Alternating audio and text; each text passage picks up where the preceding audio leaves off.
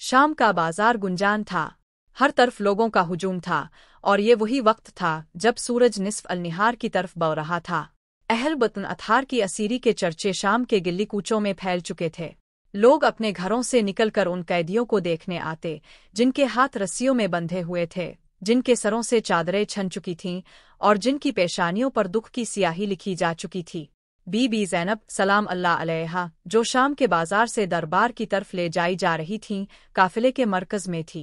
उनके चेहरे पर करबला के गमों की छाप नुमाया थी, मगर उनकी आंखों में अज़्म और ईमान की चमक बाकी थी। इसी असना में पहली अजान की सदा बुलंद हुई, अल्लाह अकबर, अल्लाह अकबर। ये सदा फिजा में गूंजी और अहल बैत के काफिले के दिल चीर गई।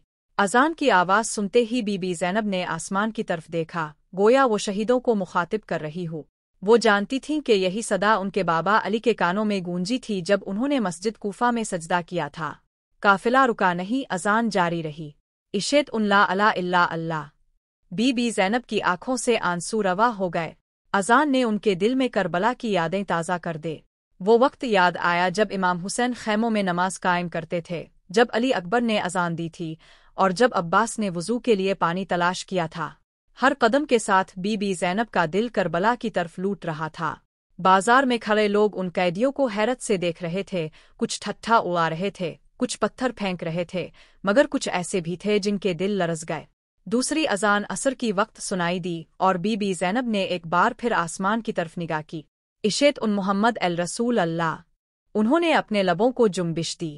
हाँ, यही मोहम्मद हमारे नाना हैं, जिनके नवासे के साथ तुमने ये सुलूक किया है।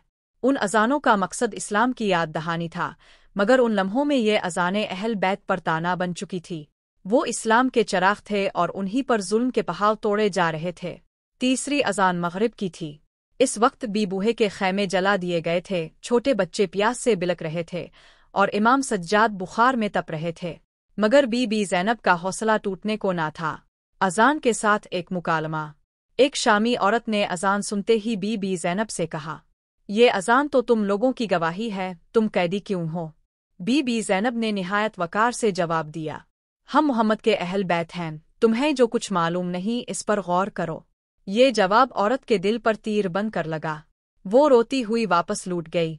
अजानें बढ़ती गईं, काफिला आगे बढ़ता गया।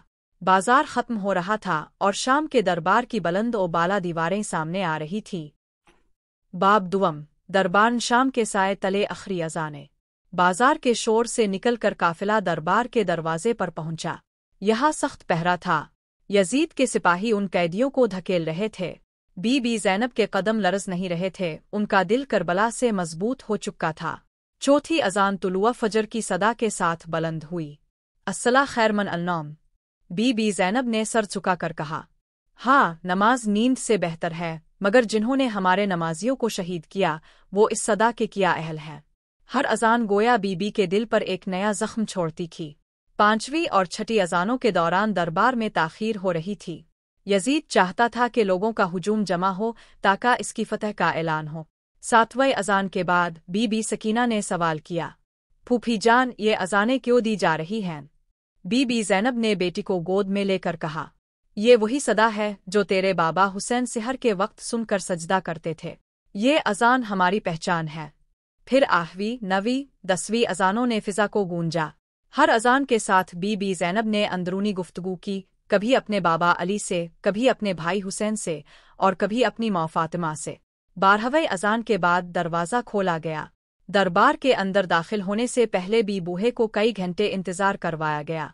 14वें अजान असर की थी। इमाम सज्जाद ने आसमान की तरफ देखकर फरमाया, आ अल्लाह, तेरा शुक्र है कि ताव ने हमें हर अजान में अपनी तरफ बुलाया, चाहे हम कैद में हुआ आज़ाद। 15वें अजान मगरिब की थी। इस वक्त बीबी ज़ैनब दरबार के अंदर कदम रख चुकी थीं। अजान की आवाज़ के साथ यजीद का महल जगमगा उठा था, मगर अहल बैत के चेहरों पर सब्र और वकार की रोशनी थी। दरबार के अंदर अजान की आखिरी सदा गूंजी, इशेत उन मोहम्मद अल रसूल अल्लाह। बीबी ज़ैनब ने बुलंद आवाज़ में कहा, यही मोहम्मद हमारे नाना हैं, और तुमने उनके नवासे के साथ जो किया वो तारीख में लिखा जा चुका है। यजीद चौंक गया। दरबार खामोश हो गया। अजान मुकम्मल हुई और बीबी ज़ैनब ने हक़ का इल्म बुलंद कर दिया।